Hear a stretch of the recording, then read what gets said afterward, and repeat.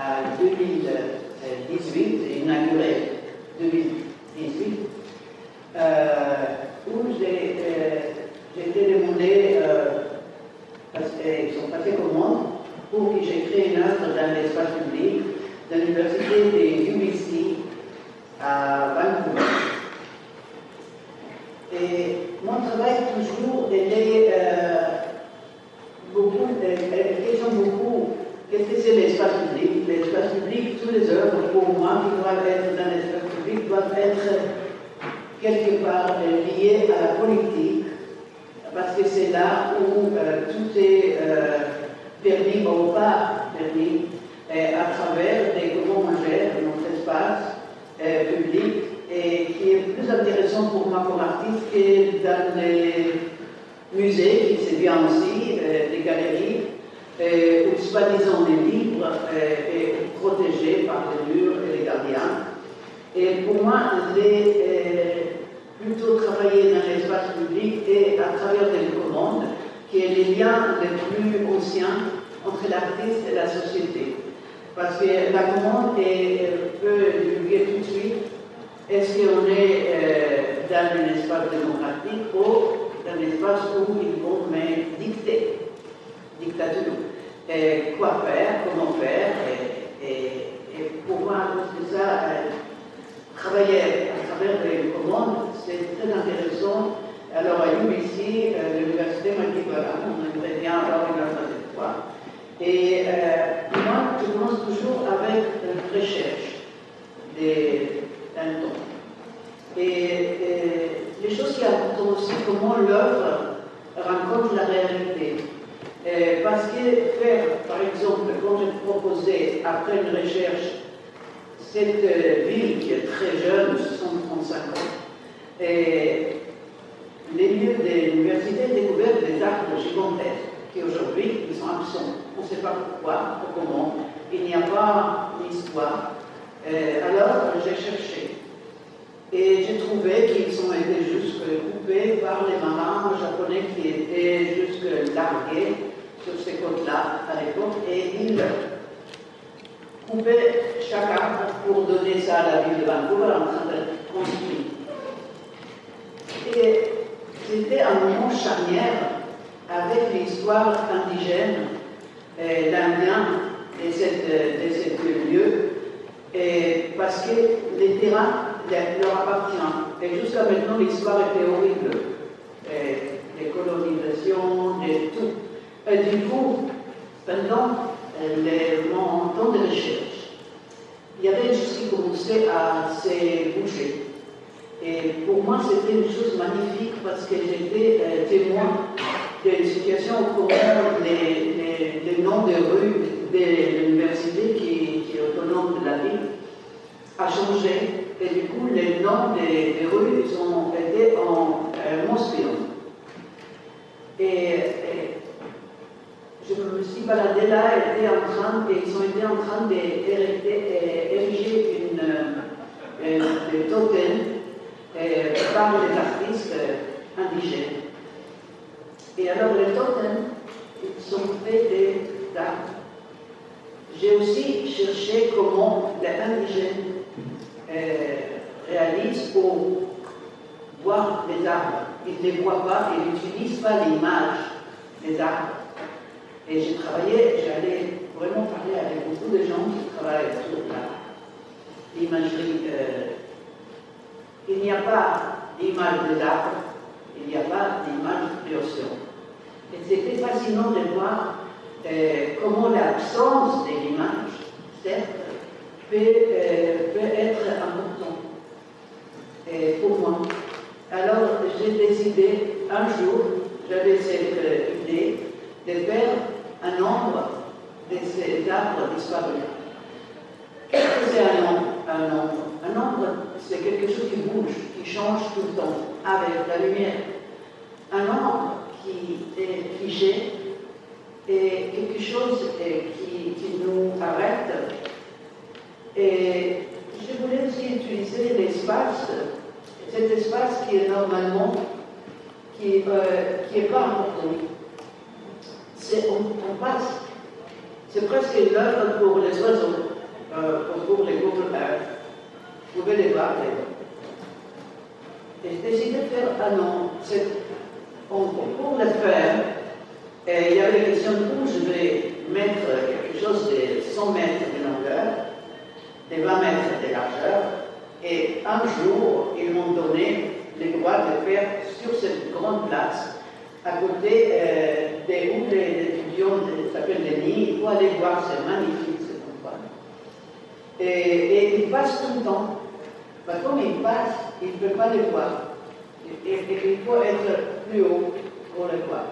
Et j'ai décidé de m'associer avec les pavés.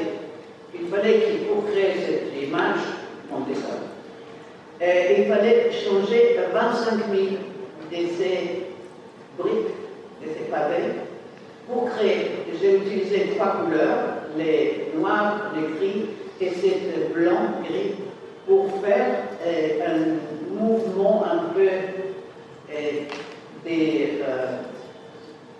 comme les ombres, ils sont en vibration.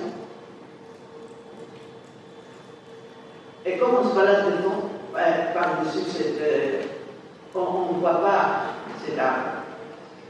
Quelque part, on doit regarder où on marche, parce que sinon on tombe. Quelque part, on ne se souvient pas. Ça veut dire que ça vient d'un autre registre, un registre qui est plutôt de l'inconscient, des choses qu'on ne se souvient pas, des choses qui ne sont pas importantes. Et pour moi, quelque part, j'ai choisi aussi de parler, aujourd'hui j'ai pas mal de projets, à travers les regards. Où est notre regard? Qu'est-ce qu'on voit? Et qu'est-ce qu'on se souvient? Pour moi, cette portrait de cet arbre, il parle de qu'est-ce que c'est un portrait, qu'est-ce que c'est une identité. C'est-à-dire qu'on a l'identité, déjà on est chacun différent de l'autre. Chaque arbre est différent de l'autre, chaque animal, chaque feuille. On a l'identité, quand même on crée des identités autres. Et cette identité est finalement nous sépare des autres. Et les choses qui étaient magnifiques pour moi, comme artiste, chaque projet comme ça qui est inauguré sur l'université, qui appartient encore au masculin, est inauguré par un des chefs des tribus. Et il y avait ce chef qui arrivait, j'avais un peu peur, parce que des fois ils sont en colère, et des fois on ne sait pas qu'est-ce qu'ils vont dire. J'ai essayé de parler, ils m'ont regardé un peu. Et j'avais un peu calme. Et du coup, il a fait une petite danse, il a dit, nous, on est le peuple incarné, on est né avec la mémoire. Je me souviens de ça. Alors, il y avait un moment où tout le monde a commencé à pleurer. Et c'était un moment où des conciliations aussi, nous avec les arbres, nous avec les autres, et c'était pour moi, pour une artiste, d'inaugurer une œuvre à cette façon-là, c'était aussi une chose remarquable qui est quelque part quelque chose qui, voilà le dessin, et qui a servi aussi je ne sais pas si on dire, voilà. C'est chaque pavé, il est là. Et les ouvriers qui sont réalisés cette œuvre, c'était les mêmes ouvriers qui réalisaient un an auparavant cette place. Et j'avais de la chance, ils sont vraiment aimés leurs matériaux et ils travaillent avec moi. Parce que j'ai décidé qu'on vit aujourd'hui dans un moment on ne s'intéresse pas aux matériaux, on ne s'intéresse pas à les gens qui fabriquent les choses.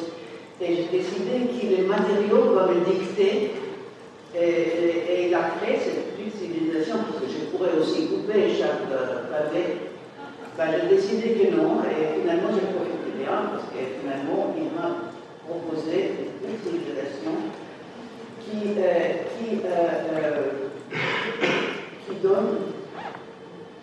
donne une identité à cette œuvre.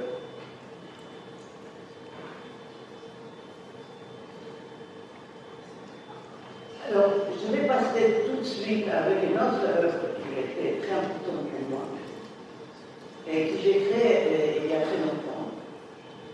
C'est le monument contre le fascisme. Pour dire comment,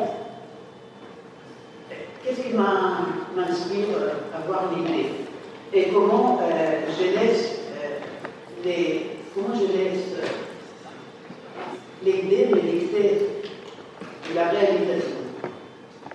La vie d'amour, début des années 80, a vu le montée du néofascisme et il a décidé de faire un concours pour un monument contre le fascisme. Qui normalement, tous les monuments ils sont pour quelque chose et pas contre quelque chose. Moi, à l'époque, je travaillais avec un artiste allemand, Jürgen Goetz, et il a dit bon, on va faire ce concours ensemble. Moi, je dis les monuments, je déteste les monuments, je veux qu'ils tous disparaissent. Si on fait le monument qui disparaît, c'est bien. Et alors, c'est bon. Et parce que j'ai grandi j'étais né en Lituanie, c'était l'occupation russe, avec les grands monuments qui on regarde en dessous de nous. Et en Israël, j'ai grandi avec les grands monuments de l'Holocauste. Et quelque part pour moi, tous ces monuments et toutes les œuvres, ils sont toujours le jour d'expiration et il n'y a pas d'expiration. Normalement, on achète quelque chose, il y a une date d'expiration. Et moi, j'ai décidé que si je dois faire des œuvres, on va décider aussi de mettre une date d'expiration. Je vais parler des autres œuvres. Bref, on a conçu ça. Cette œuvre est maintenant très connue parce qu'elle contradit elle-même, elle nous fait réfléchir et elle ne travaille pas toute seule parce que les monuments, pour moi, ne peuvent pas lutter contre le fascisme. C'est nous-mêmes qui devons le faire. Et on a conçu cette stèle de 1 mètre par 1 mètre, 12 mètres, couvert du blanc où il y a un texte à côté invitant les gens signer leur nom contre le fascisme. Et chaque fois qu'il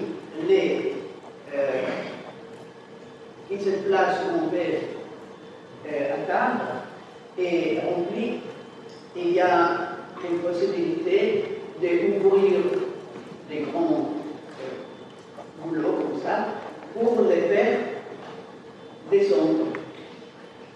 Et peu à peu, à travers des temps et des signatures et des textes qui étaient en 7 langues, parce que c'était les 4 langues après la guerre, ça veut dire l'allemand, le russe, l'anglais et le français, le turc, parce qu'il y avait le turc, l'hébreu parce que je parlais hébreu, et parce qu'il y avait l'hébreu, j'ai mis aussi l'arabe, et comme ça, à 84, on a inauguré cette stèle qui est tout de suite fait beaucoup parler d'elle, parce que tout le monde disait c'est quoi ça, c'est pas beau, c'est pas un monument avec un lion qui saute. Et nous, on doit signer, qu'est-ce que ça veut dire signer? Est-ce qu'on est les fascistes? De quoi il s'agit? Et du coup, il y avait 400 personnes qui hurlaient, qui parlaient, et du coup, on a parlé de ça.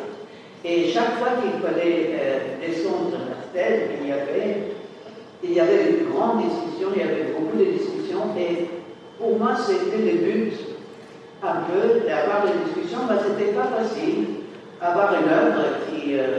comme un petit bébé, il fallait quand même être là, et il fallait raisonner, il fallait parler avec les gens. Et bien, à 84, on a signé, après on a essayé de la détruire, on a conçu comme ça, on ne pouvait pas la détruire facilement. Et ben, ils ont quand même tiré quelques balles, et c'était une œuvre. Il y avait une interaction qui était plus qu'une simple monument qui était là. C'était quelque chose qui aussi, comme on a créé cette petite place, il y avait d'autres artistes qui discutaient, il y avait des points mais pour moi, je disais toujours que chaque personne qui a touché ce monument était dans le contexte de contre-fascisme. Aujourd'hui, cette œuvre est discutée beaucoup parce que là, par exemple, elle est, à la fin, elle écrivait, évidemment, c'est un peu comme le bébé, les débuts, on commençait à faire comme ça, et après, on écrivait, si on voulait les livres, on trouvait les gens.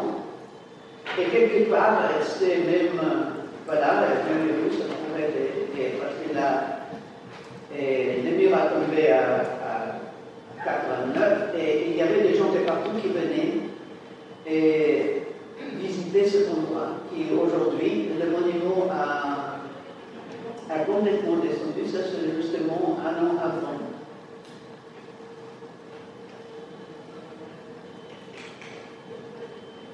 Mais par contre, elle est très discutée, même aujourd'hui, qu'est-ce que ça veut dire faire un monument qui disparaît.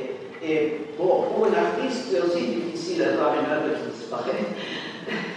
Bah, quand même, c'était intéressant de vivre cette.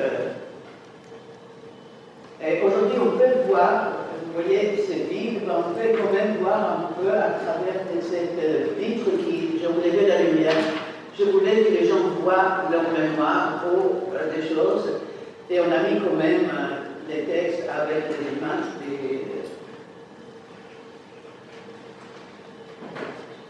de ces.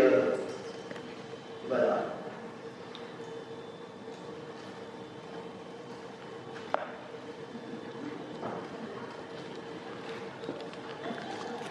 Et je vais parler maintenant d'une œuvre qui. J'étais invitée à participer à une des premières œuvres sur la Internet. Et comme je parlais aujourd'hui des regards, je dois faire aussi cette œuvre, je n'ai pas parlé depuis un moment, je pensais que je faisais un peu. C'était à l'époque en Algérie, en 1997, il y avait des situations très, très, très difficiles. Et on s'est mis ensemble, c'était vraiment faire une action. Et en utilisant l'Internet à travers les 7 villes européennes. Et moi, j'ai décidé d'envoyer des regards en Algérie. Ça veut dire, qu'est-ce que ça veut dire envoyer un regard à travers l'Internet? L'autre côté, il ne nous vote pas. Et ça ne passe pas. Et à l'époque, l'Internet était encore très rudimentaire. Et il a bougé, mangé ses regards, ces gens qui regardent. Et au fond, l'Internet a créé des super images et qui a été quelque part vraiment cette attention d'envoyer un regard. Et je pense que l'attention était plus intéressante que la mémoire de participer, d'envoyer un regard. C'est plus intéressant. Ça, c'est les petites caméras que les gens, dans chaque ville, essayaient pour mon projet, envoyer un regard pour arriver.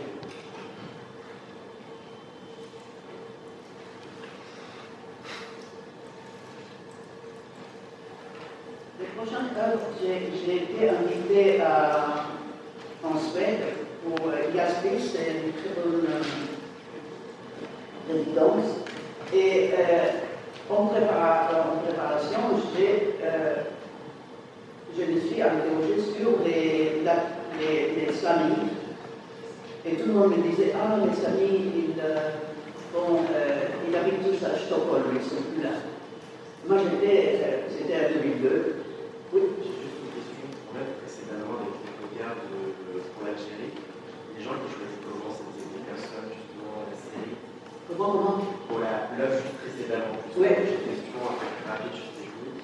Les personnes qui étaient photographiées pour le regard, c'était sélectionné comment? C'était des gens qui venaient. Ça veut dire dans toutes ces 7 villes étaient liées entre eux. Et chaque artiste a proposé une œuvre. Mon œuvre, c'était Regard pour Algérie. Chacun s'est mis sur le webcam. Et moi, j'ai demandé, essayons de regarder, envoyer nos regards. En Algérie, il y avait des massacres. C'était horrible. On voyait des massacres sur toutes les télévisions. Bah, eux, ils ne savaient pas qu'ils ont les regards. Quelque part, ils sont mangés avec des amis là-bas. Ils ont été dans un état absolument de solitude. ne savais pas qui on regarde, qui on connaît, qui on ne sait pas. Et j'ai décidé de faire cette envoi des regards et de nos regards. Voilà. Alors, en arrivant à Stockholm, j'ai demandé aux gens qui j'aimerais bien quand même faire parler avec une famille qui habite à Stockholm. Avant cela, j'ai fait une recherche où j'ai demandé avec une étudiante, et on a fait une recherche, les dirigeants de la banque et les dirigeants suédois et leur intérêt pour leur peuple était assez intéressant.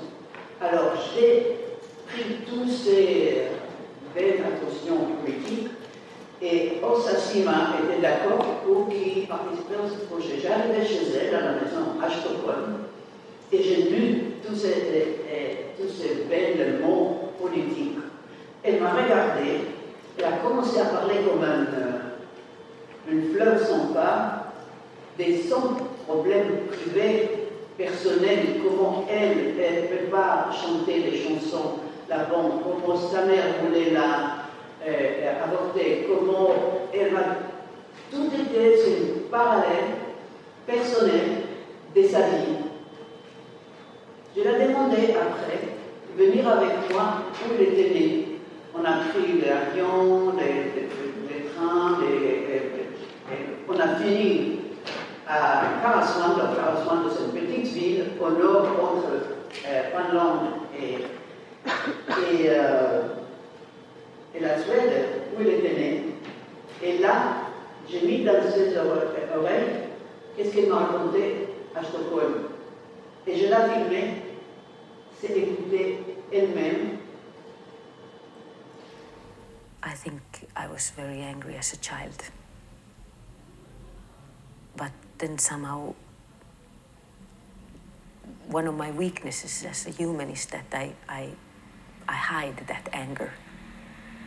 I should scream, I should shout, but somehow I don't do it.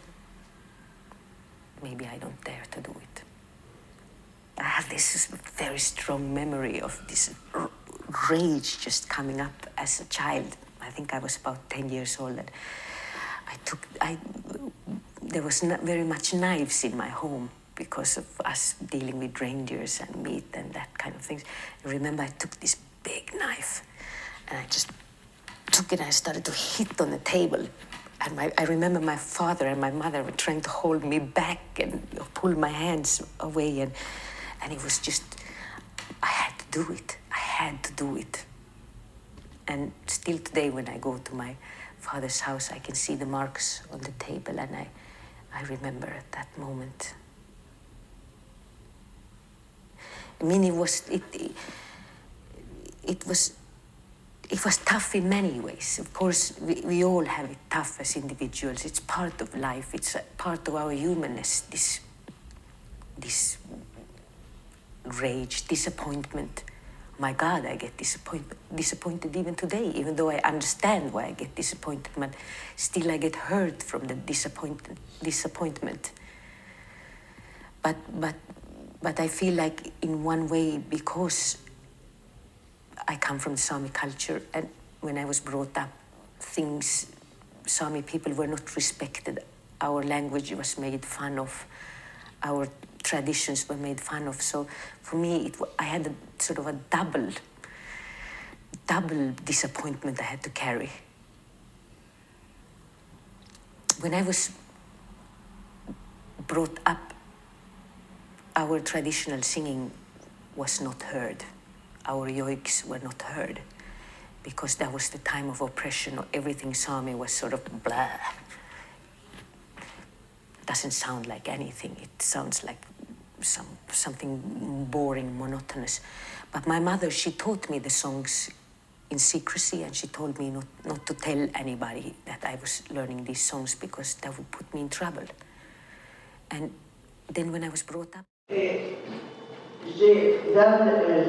Ça s'était exposé dans le musée d'histoire. Où, dans le musée d'histoire, il n'y a rien sur leur histoire. Il y a 23 millions d'objets. Ça, je parle à 2002. Aujourd'hui, ça a changé un peu, pas beaucoup. Et ben, c'était quand même hallucinant. J'étais la première artiste qui expose, et je ne suis pas suédoise, j'étais née en Lituanie, c'est pas loin. Et c'était la première fois, c'était très silencieux, les vernissages, il y avait beaucoup de monde. Et j'ai compris qu'après, qu'au fond, elles ont été un peu surprises, sidérées par cette histoire. Et au fond, j'ai créé l'installation, c'est-à-dire que les gens, ils sont entre la personne qui écoute et la personne qui parle la même. C'est-à-dire que je voulais vraiment mettre en avant cette solitude qui, au fond, nous, on est, parce que comme on se regarde dans le miroir le matin, on est tout seul. Et alors, j'ai aussi, dans l'exposition, il y avait les 23 000 objets qui sont quelque part dans une largués quelque part où on n'a pas le droit de les regarder. Et j'ai demandé au photographe local de les photographier et je l'ai changé comme quoi la vitre est sale. Et c'était fait partie de cette installation. Et ça, c'est aussi le mot qui est venu à ça, de ces dirigeants. Voilà, ça s'appelle White Out Between Telling and Listening. Le White Out, c'est le moment si on est en l'air, si on vole, et c'est tellement enneigé qu'on ne sait pas si on est à l'endroit ou à l'envers. C'est-à-dire White Out, ça veut dire qu'on est perdu complètement.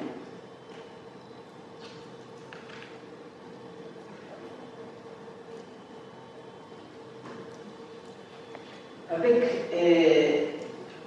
l'autre projet qui c'est une œuvre permanente, qui j'ai aussi créé en Suède. J'étais invitée par à côté de Stockholm pour créer l'œuvre permanente dans un Multicultural Center qui était au fond toujours comme ici, dans une banlieue où il y a des migrants. Et j'ai demandé de faire participer la première génération. Et je demandais 4 questions. Qu'est-ce que vous avez perdu? Qu'est-ce que vous avez trouvé? Qu'est-ce que vous avez donné? Et qu'est-ce que vous avez reçu en arrivant ici? Et toutes ces personnes qui sont participées et qui ont répondu,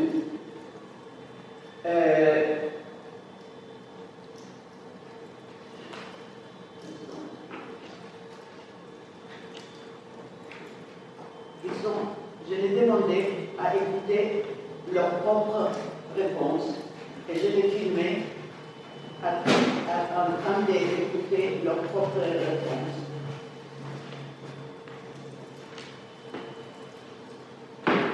En gardant la caméra très près de leur visage, comme je disais, je vais parler de question de regard. La question de regard ici, c'est si on aime quelqu'un, on les regarde très près, on est toujours très près.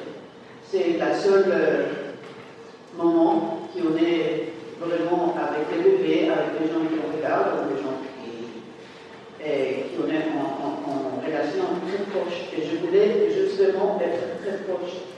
Et par 2 raisons. J'ai utilisé cette vidéo, une projection sur la façade de ce centre multiculturel. Je l'ai partagé en 2, leur contribution. Leur nom, qui écoutait quand même, je l'ai inséré dans les lieux, dans le bâtiment même. Il fallait descendre et s'asseoir et écouter ce que les gens disent en regardant ces images-là. Et les gens qui écoutent leurs réponses sur ces questions très importantes. Qu'est-ce qu'on a perdu? Qu'est-ce qu'on a donné? Qu'est-ce qu'on a reçu? Et il y avait des moments très touchants parce qu'il y avait par exemple les enfants de cette première génération qui arrivaient là-bas qui disaient ah, finalement je comprends ma mère parce que je n'ai jamais compris ses rages, ses douleurs. Et cette œuvre qui était une œuvre permanente, j'ai fait un contrat. Chaque 5 ans, on doit se donner l'accord pour continuer cette œuvre. Et jusqu'à maintenant, 3 fois, on est déjà parlé et on a décidé de continuer parce que les seules choses qu'il y a ici, il y a le projecteur, la vidéo et il y a les sons. Il voulait quand même quelque chose de rigide que je vais donner. Et alors, j'ai décidé de prendre les 4 questions et les graver sur l'escalier. Alors ça, c'est les regards de l'extérieur. Et là, on marche. Là, on s'assoit ici sur le petit banc pour écouter les réponses. Et comme on marche ici, voilà, sur les marches, on peut lire qu'est-ce qu'on a perdu, qu'est-ce qu'on a reçu. Et cette œuvre permanente, elle est en question. Voilà, je l'ai fait aussi, je l'ai exposé à Paris, qui est avec tous les textes à côté de leurs photos, parce que comme c'est une œuvre qui... Et là, c'était exposé l'année dernière, je pense, en France.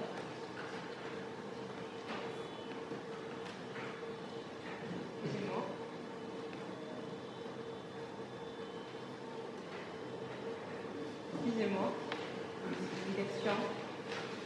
Quand vous l'avez exposé en Suède, les gens écoutaient l'enregistrement avant de voir la vidéo? En Suède? Oui. En Suède, elle parlait là, elle était là, on écoutait qu'est-ce qu'elle dit. D'accord. D'accord. Dans la vidéo, il y avait le son? Ah oui, D'accord. Oui, il y avait les gros haut-parleurs, les gens étaient au fond entre son écoute. C'est bon. D'accord, ok. D'ailleurs, la même année, c'était la première fois qu'il y avait la première documentaire pour montrer comment les femmes étaient en Suède, étaient, comme en France, comme dans beaucoup de pays, étaient stérilisées. Et là, c'était vraiment un choc, c'était le même jour de leur visage, 2 jours après, il y avait ce film qui est passé à la télé, et ils disaient, les Suédois, ils pensent qu'ils sont vraiment des gens magnifiques. Et ils m'ont dit, ah, nous, on est homogènes, on est pieds Suédois ici. Leur histoire n'est pas homogène du tout, parce qu'il y avait des ballons qui sont arrivés du XVIIe siècle, etc., etc. Il y a beaucoup de... Il n'y a pas de gens homogènes. Voilà. C'est cette... Alors, j'étais invité par le mémorial de la Shoah à 2005.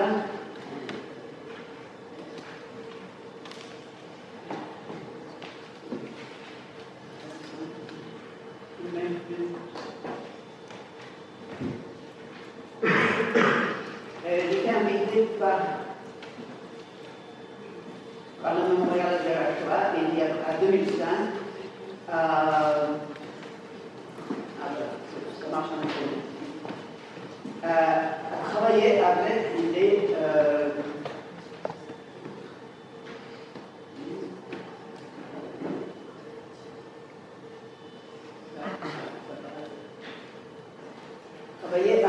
les rescapés, les survivants des Auschwitz et travailler avec leur témoignage. On a travaillé avec une équipe des MK2 et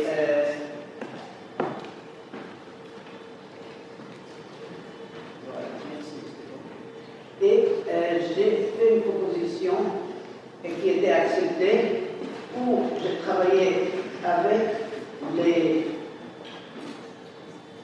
4 équipes, on a demandé aux rescapés, aux survivants, qu'est-ce que vous avez fait avant la guerre, pendant la guerre et après la guerre. Parce que normalement, c'était votre histoire d'amico. Moi, je voulais, les survivants, c'est des gens quand même avec une énorme histoire magnifique.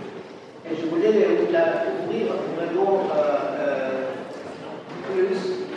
Et j'ai conçu, je vais le montrer après, 2 regards, ça veut dire, d'un côté, on pourrait écouter tout le témoignage, et de l'autre côté, on pourrait voir les survivants juste le moment avant qu'ils parlent.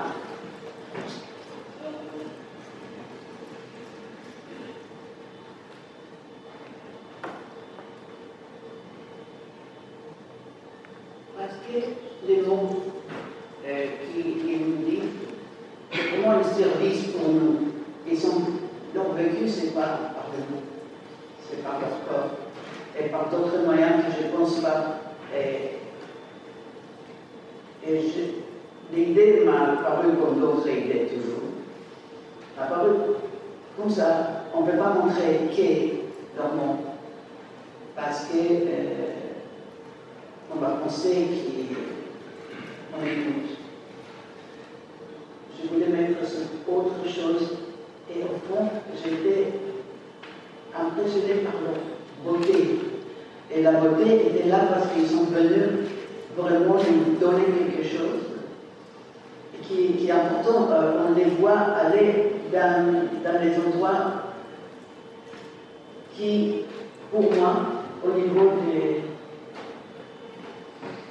des portraits, c'était les ultimes des portraits. Quelque part, il y avait quelque chose, des partages.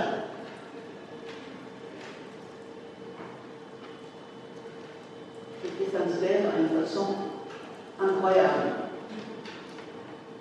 J'ai grandi aussi à Jérusalem avec ces gens-là, parce qu'il n'y avait pas d'autres lieux, il y avait que ce lieu-là, la plupart qui étaient toujours bizarres, abîmés, et qui, quelque part, leur corps, leur visage, parlaient à 1000 mots qui on ne connaît pas.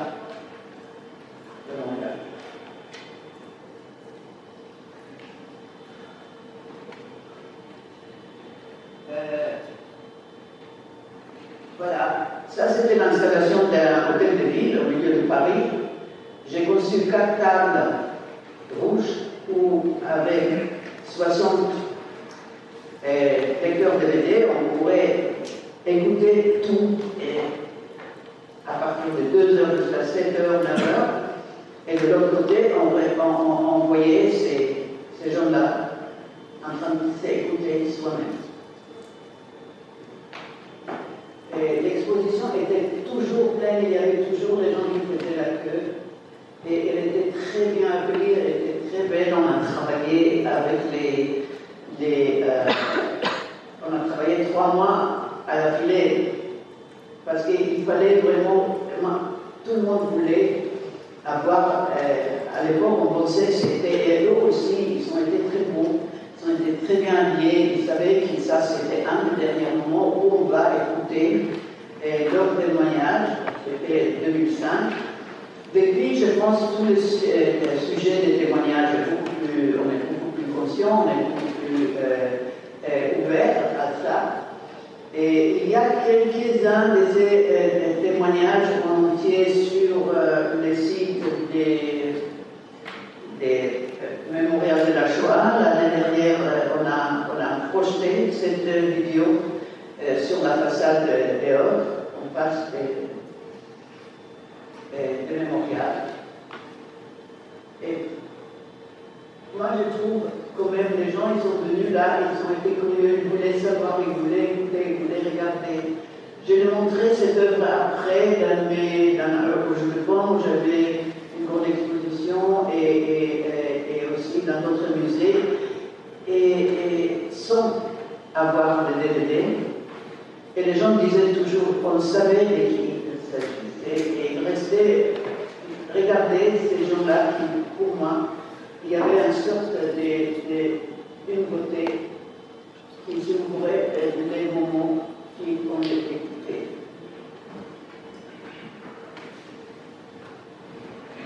Alors, quand j'étais invitée par Léon Thomas à faire l'exposition, alors j'ai décidé de montrer une œuvre que j'ai conçue en 2015 et où j'étais invitée par SIGPA, c'est une boîte mondiale qui crée l'identité de l'argent, l'identité des objets.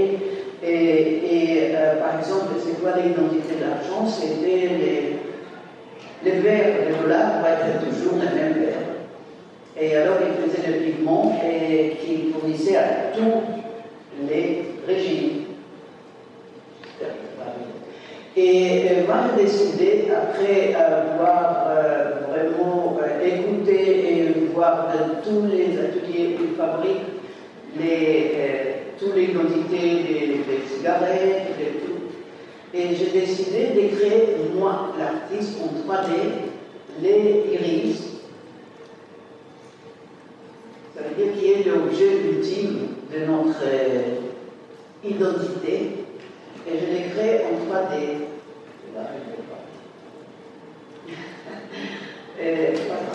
Et c'était très intéressant pour encore une fois, on est là.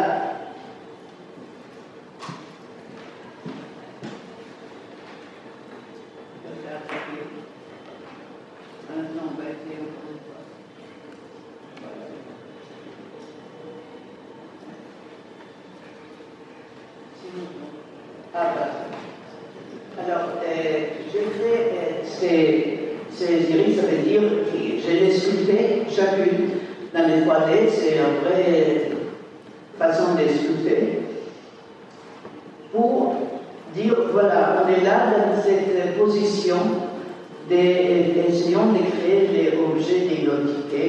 J'allais voir des chirurgiens de l'œil et on a parlé de cette merveilleuse construction et de cet iris et qui était bon.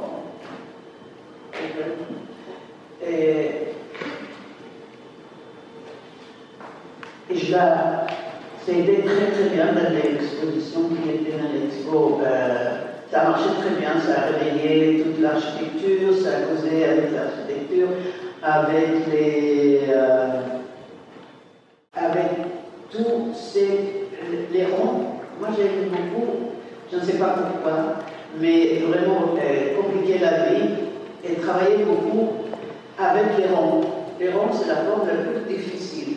Elles résistent, c'est pas un carré, c'est pas.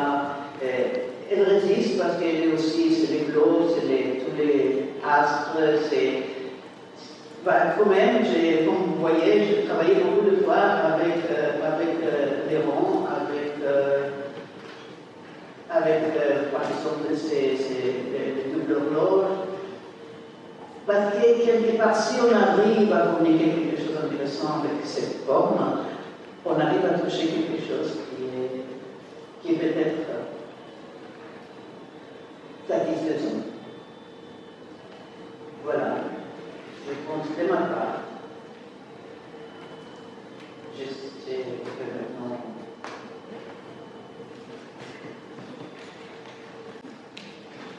Parce que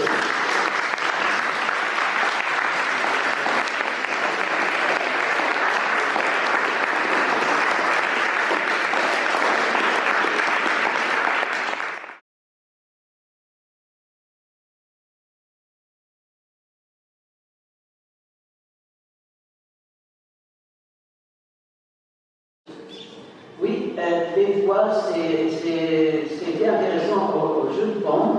J'ai travaillé avec deux architectes.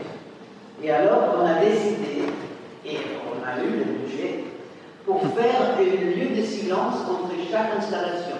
Ça veut dire qu'ils ont créé une passage entre une installation et une autre, avec un mur, avec des matériaux qui avalent les sons, et sans qu'on ait conscience, on passe par un moment complètement silencieux. Et du coup, on est quelque part préparé à voir les autres œuvres. Et ça coûtait 25 000. Et la directrice était d'accord. Parce qu'elle a pensé que ça va permettre quelque part un moment de repos pour voir une autre part. Parce que mes œuvres, ils sont un peu, comme on a pu montrer, ils sont assez chargés et ils ont besoin d'une écoute neuve, on va dire. Et comme on a vu l'expo, les gens, jusqu'à aujourd'hui, chaque fois qu'ils deviennent, comme elle dit, c'était charmant son exposition. Parce que oui, chaque œuvre avait quelque chose qui avait besoin de notre attention pleine. Et pour moi, il y a, à partir, quand j'étais très très jeune artiste, même avant, et comme je regardais, et j'ai été par exemple dans le Louvre, on regarde chaque tableau qui aujourd'hui est là. Il y a beaucoup de tableaux qui on ne voit pas. Il y a des tableaux où on voit le meurtre, on voit des brûlures. Il y a quand même beaucoup de curateurs et d'historiens qui ont décidé qu'est-ce qu'on va montrer aujourd'hui par rapport à notre vie politique d'aujourd'hui.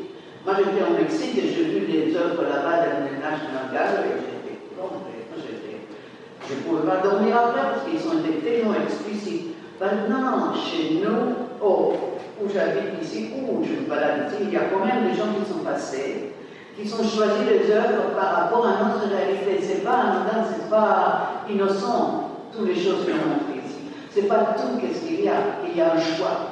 Moi, je fais aussi ce choix-là, et le choix, il est aussi par rapport à qu'est-ce que je montre de cette œuvre.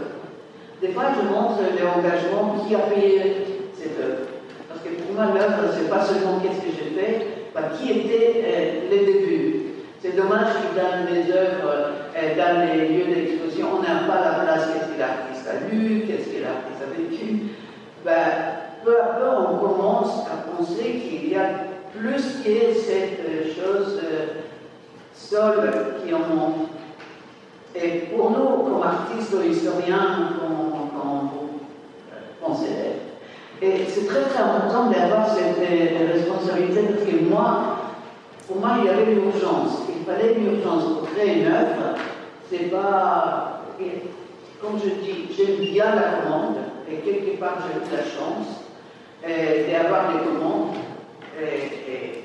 et des discussions et des dialogues avec différentes cultures. Je fais à Aubervilliers une œuvre à 97. Où je travaillais avec 60 personnes qui habitent à Aubervilliers. Je lui demandais quelle histoire il faut raconter aujourd'hui.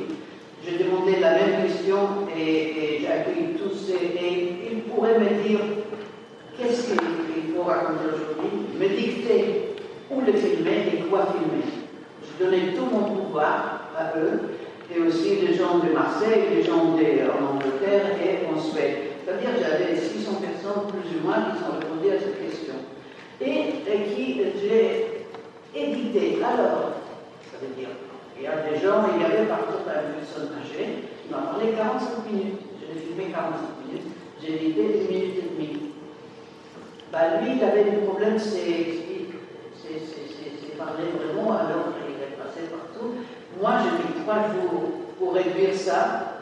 Après, comme il ne pouvait plus parler, parce qu'il comprenait bien, il est venu vers moi et il m'a chanté une chanson pour me permettre c'est-à-dire qu'on a aussi la responsabilité de penser qu'est-ce que tu voulais me dire.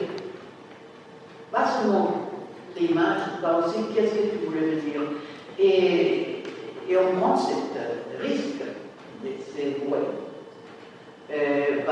Jusqu'à maintenant, 35 et beaucoup de participants, j'ai bien fait parce que quelque part, il faut prendre ce risque, il faut prendre de sculpter n'importe quoi, si c'est une parole, si c'est une image, si c'est un vidéo, et si c'est un objet.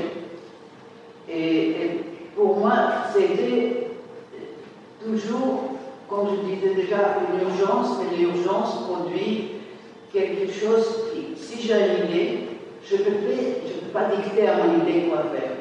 Je ne peux pas me réveiller du temps, je peux faire une petite vidéo, si l'idée n'est pas du tout une image au mouvement. Ça veut dire qu'il faut que j'écoute mon idée. Ça veut dire que l'idée, c'est une chose qui me traverse, qui je dois absolument respecter. Parce que si je ne respecte pas, il va me manger. Et je dois les réaliser.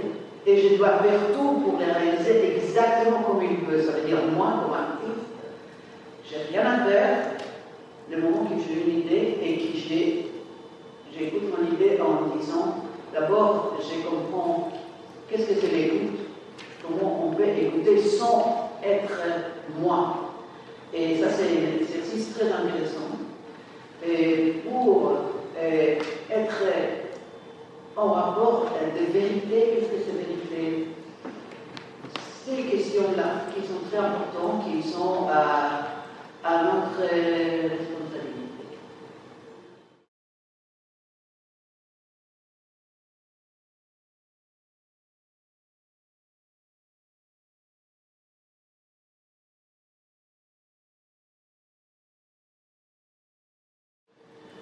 C'était comme ça que mon idée est demandé à faire. Et parce que c'est aussi, j'adore moi je pense que les portraits, c'est un des idées les plus antiques qu'il y a dans les grottes. Pour moi, comme artiste, c'est le sujet central. Et moi je suis fascinée par les gens, je suis fascinée par leur expression, par leur beauté, par leurs détails, par leur écoute, par leurs paroles. Et si je peux créer des espaces entre tous ces éléments, j'ai besoin de leur présence. Alors, comme dans ce travail First Generation, première génération, comme c'était projeté sur la grande vitrée, je ne voulais pas rentrer dans leur identité, c'est ces personnes qui se baladent dans la rue. Alors j'ai décidé, je vais faire ce balayage magnifique, très près. Et comme ça, on ne peut pas savoir qui c'est. Bah, ça peut être moi, toi, tout le monde. Surtout, on est prêt. On écoute, on les voit, on les regarde. Ça montre en distance. Quelle distance ouvre entre moi et l'autre. Et c'est surtout la distance qui me permet cette image de leur visage ou le balayage. On a tous les yeux bas, on a tous et c'était très intéressant. Et il y a des gens qui aimaient beaucoup ce travail, il y a des gens qui disaient, oh là là, c'est trop près. Et cette distance-là, elle est très culturelle.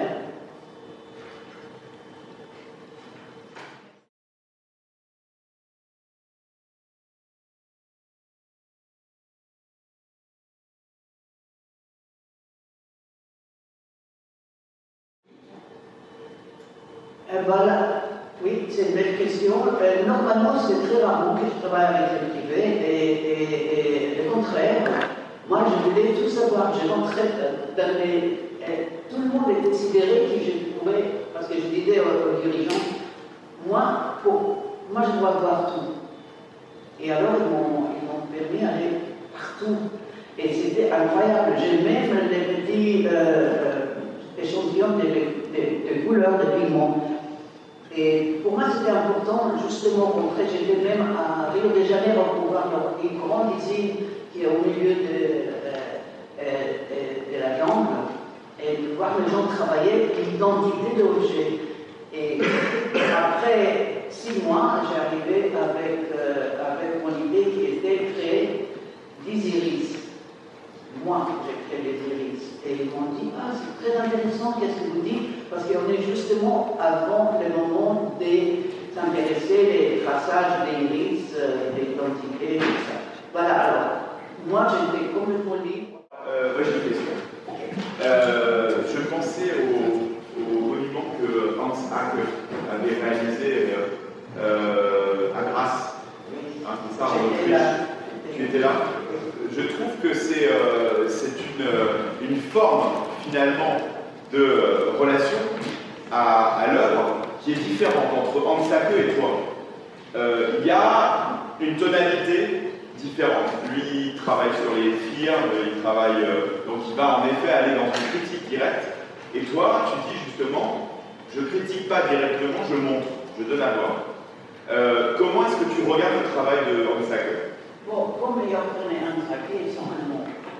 Alors, ils sont quelque part, une sorte de, c'est ça qu'il faut dire, une responsabilité de montrer quelque chose. Jorgen c'était vraiment pour lui, c'était horrible que les gens n'aimaient pas cette œuvre, qui criaient, qui faisaient des croix gammées. C'était clair, moi, c'était génial, les gens parlaient finalement, parce qu'avant, tout le monde était muré dans leur horreur aussi. Il ne faut pas aussi, à 84, ces gens-là, ce n'étaient pas forcément les nazis, c'était les gens qu'il fallait qu'ils acceptent leur histoire, qu'ils participent à leur histoire d'aujourd'hui. Et à une façon qui, vraiment, art participatif n'était pas encore créé à 84. Et alors c'était nouveau et il fallait réagir. Comme pour Hansacker, c'était difficile. Hansacker, il a fait à Venise, si vous avez vu, qu'est-ce qu'il a fait il a cassé les sols de ce bâtiment où normalement il montre l'œuvre. Et c'est difficile vivre, être bourreau ou victime. C'est-à-dire, moi, travailler avec une histoire aussi, c'est pas facile. Quelque part, il faut quelque part trouver une façon de la montrer. Et Hansacker, vous savez, comme nous, c'était Anschluss, c'était 50 ans d'Anschluss, 88, on était à Graz, c'était horrible. Tous les artistes faisaient des œuvres comme ça, par rapport au nazisme. Tous les habitants disaient, vous savez, ce petit balcon, c'est Hitler qui nous parlait ici, avec vous. Alors tu vois, il y avait cette réalité encore, ça veut dire, ils ont pas fait le travail d'histoire à l'époque, c'était quand même assez rude pour nous. Parce qu'il y avait cet écart énorme entre la population qui a vécu quelque chose et nous qui, soi-disant, on essaie de gérer d'une façon rapide cette histoire qui est difficile.